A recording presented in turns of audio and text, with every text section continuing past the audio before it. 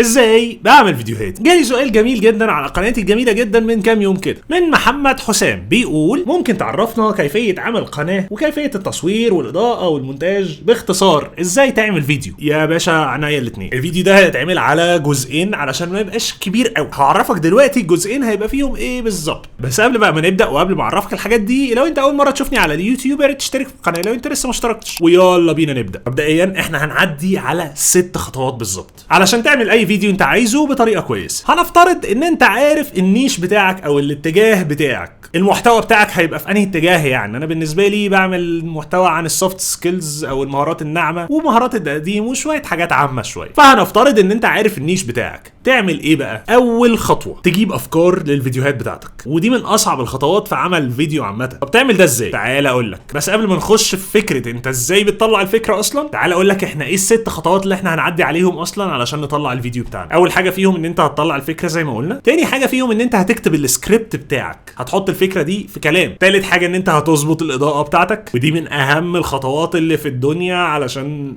فيديو من غير اضاءه كويسه مش هتعرف تعمل فيديو، هيبقى وحش جدا. رابع حاجه هتظبط زاويه التصوير والتصوير نفسه والصوت. خامس حاجه انت خلاص صورت الفيديو بتاعك، هتعمل له اديت بقى. هتعمل له اديت على ايه؟ ازاي؟ برضه هنتكلم في الموضوع ده. سادس حاجه هي ان انت بقى ترفع الفيديو بتاعك على السوشيال ميديا سواء بقى انستجرام او يوتيوب او غيره. دي حاجات كتير قوي وهتاخد وقت كبير، فمبدئيا احنا هنعمله على جزئين. اول جزء هيبقى بسيط وفي نفس الوقت من اكتر الحاجات اللي بتشكل تحدي بالنسبه لصناع المحتوى، وهو ان انت تجيب الافكار وتكتب السكريبت. خلينا بقى نبدا دلوقتي في اول حاجه، وهي ان انت ازاي تجيب افكار. 6 حاجات لو عملتهم التحدي ده انت مش هتلاقي اصلا، عمرك ما هتخلص افكار فيديوهات تعملها. هيبقى عندك افكار فيديوهات انت عايز تنفذها بقى، لكن مش هيبقى عندك خالص مشكله ان انا ايه ده، طب انا اعمل فيديو عن ايه. فركز معايا كويس في ال6 حاجات دي علشان بجد هيفرقوا معاك كتير قوي في الحته دي. اول حاجه اتفرج على ناس نفس محتواك كتير قوي على قد ما تقدر، يعني تسرق منهم. مش بقول لك كده ما تسرقش منهم حاجه، مع ان لعلمك انت ممكن تاخد افكار لفيديوهات عندهم وتعمل زيها باسلوبك وبطريقتك وبمحتواك المختلف تماما، لكن ما تاخدش حاجه زي ما هي كده على طول. طب انا بقول لك تتفرج عليهم كتير ليه؟ علشان ببساطه احنا دماغنا مش بتخترع حاجه جديده، احنا دماغنا بتاخد حاجه من ذكرياتها او من اللي هي شافته قبل كده. فلما انت هتيجي تعمل محتوى، افكارك اللي انت بتطلعها هي عباره عن محصله حاجات كتير انت شفتها قبل كده، وكل ما هتشوف حاجات اكتر كل ما هتطلع افكار اكتر انت من نفسك من غير ما تاخد افكار من حد. تاني حاجه ودي حاجه حلوه قوي وسهله قوي الصراحه، هتتفرج على فيديوهات اجنبيه ليها علاقه بالمحتوى بتاعك وتعمل زيها بالعربي. مش عيب خالص على فكره ان انت تاخد نفس الفكره بتاعت فيديو اجنبي وتعمل زيها بالعربي، علشان ببساطه مش كل الناس بتعرف تتفرج على كل الفيديوهات اللي باللغه الاجنبيه او بالانجلش او بأن كان. فانت هتعمل لهم نفس الكلام او نفس المحتوى اللي انت شايف ان هو قيم وممكن تضيف عليه او تنقص منه زي ما انت عايز بالعربي. دي حاجه متاحه جدا وما تتكسفش تعملها. يعني تالت حاجه تقدر تعملها ان انت لو عندك متابعين اصلا، يعني لو انت حد مش لسه بيبدا هيبقى عندك متابعين، ممكن تسالهم عن حاجات ويجاوبوك، ممكن يدولك اقتراحات عن افكار فيديوهات تعملها، او تاخد اسئله من الكومنتات بتاعتك مثلا وتعمل عنها فيديوهات. رابع حاجه فكر مع تشات جي بي تي. خش على تشات جي بي تي وفكر معاه وقول له عن نفسك وعن محتواك وعن النيش بتاعك وخليه يطلع لك افكار، وارغي معاه وقول له الافكار بتاعتك مش عجباني وخليه يطلع لك افكار تانية لحد ما توصل للي انت عايزه. خامس حاجه حاول تقرا كتب كتير على قد ما تقدر. بجد انت لو قريت كتاب واحد انت طول ما انت ماشي بيجي لك افكار للمحتوى بجد ما تتعدش. مش لازم الفكره الاساسيه بتاعت الكتاب، ممكن تجيب لك افكار اصلا عشوائيه جدا عن نفس الموضوع بشكل او باخر. دي حاجه عن تجربه بجد جابت لي افكار كتير قوي لفيديوهات. سادس حاجه ودي حاجه لذيذه جدا، ان انت اي حاجه تحصل لك في يومك ممكن تشيرها مع الناس. اي حاجه انت شايف ان انت ممكن تقولها في فيديوهات وتكون مفيده للناس وتعرفهم حاجه انت اتعلمتها النهارده مثلا، اكتبها على موبايلك او اكتبها في ورقه او اي حاجه عشان ما تنساهاش واعمل عنها فيديو. مش لازم افكار الفيديوهات ابقى قاعد كده ويلا انا عايز افكر في افكار فيديوهات، انا ممكن اجيب الافكار دي وانا ماشي في الشارع عادي. طب ده بالنسبه للافكار. هنفترض ان انا خلاص جبت الفكره وكتبتها، اكتب السكريبت بقى بتاعها ازاي؟ بص يا سيدي، في مدرستين. في ناس بتكتب السكريبت بتاعها كلمه كلمه، يعني كل الكلام اللي انت بتسمعه دلوقتي في الفيديو اللي انت بتتفرج عليه هو كلام مكتوب على ورقه وانا بقراه واحده واحده كده وبحفظه. دي مدرسه نفكنا منها خالص، انا شخصيا مش بحبها. في بقى طريقه تانية وهي دي الطريقه اللي انا بفضلها شخصيا يعني، وهي ان انت السكريبت بتاعك يكون عباره عن افكار مكتوبه تحت بعض او عناوين للكلام اللي انت هتقوله، مجرد عنوان، علشان انت محتاج بس حاجه تفكرك بالترتيب اللي انت هتتكلم بيه. مش محتاج كلمه كلمه تكتبها، علشان لو كتبت كلمه كلمه اولا اولا هتاخد وقت كبير قوي، ثانيا انت اكيد هتنسى حاجات. يعني مش معقول ان انت كل شويه هتبص في الورقه وتقول ده انا هقول كذا، مش طبيعي. انا بشوف ان احسن كتير ان انا اكتب عناوين بس وابقى شايف التسلسل بتاعها واذاكر المواضيع دي كويس واقولها. طيب دي كتابه السكريبت بس مش كامله لسه، انا ما كملتش. احنا محتاجين نعرف نكتب السكريبت ازاي وايه المكونات بتاعته. مبدئيا كده وببساطه جدا السكريبت بتاعك مهم جدا يكون مكون من 3 حاجات. اول حاجه فيهم هي الهوك.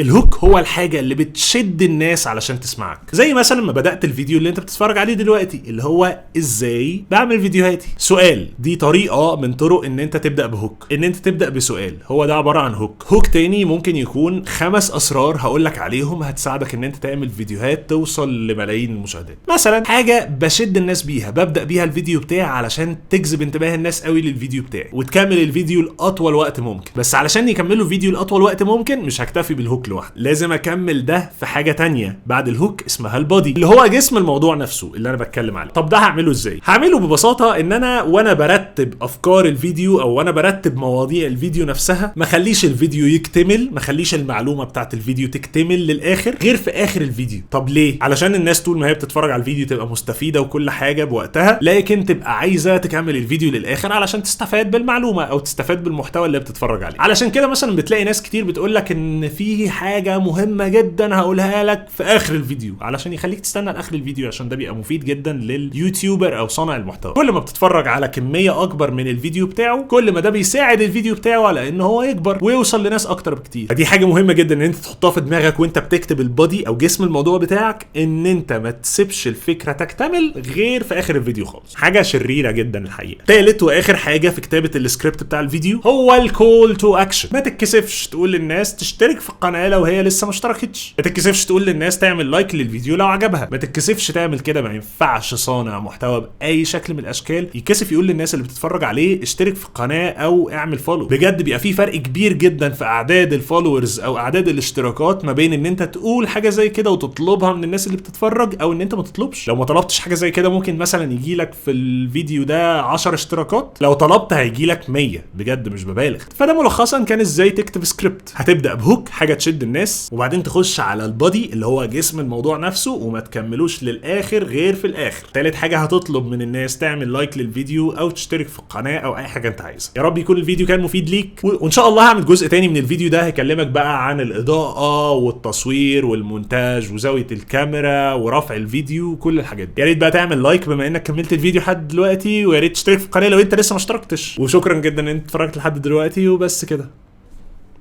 السلام عليكم.